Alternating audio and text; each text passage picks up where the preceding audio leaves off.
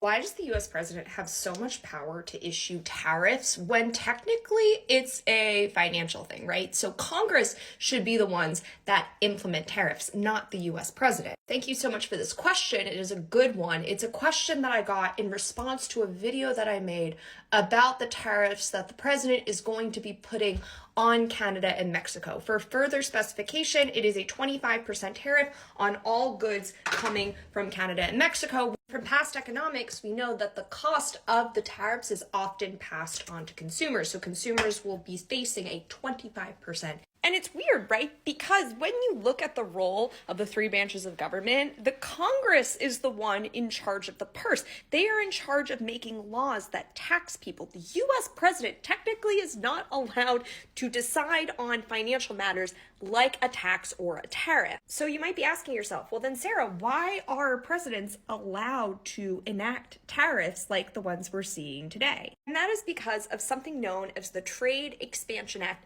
of 1962, specifically Section 232. Now, what does this say? It says that the president can impose tariffs if there is a threat to national security. And this might be surprising to know because over the last 5 or 6 years, we've seen presidents invoke tariffs, both these big blanket tariffs as well as President Biden enacted some targeted tariffs on semiconductors.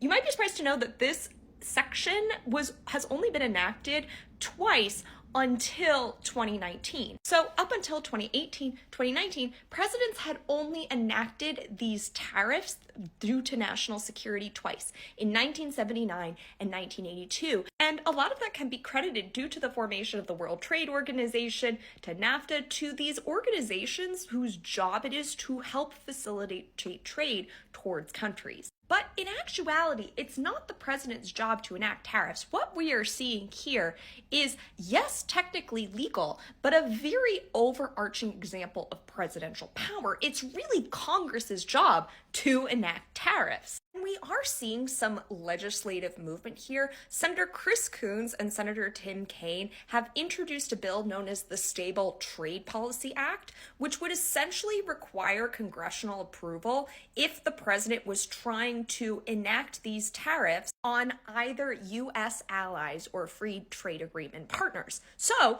if there's something that you're looking to take action on and you're really upset by the tariffs, it might be a good idea to call your congresspeople and senators and let them know that you support this bill and that you're unupset that they're not taking any of their own stances on tariffs, which technically is their constitutional duty to do so. I hope that answered your question specifically as it relates to tariffs.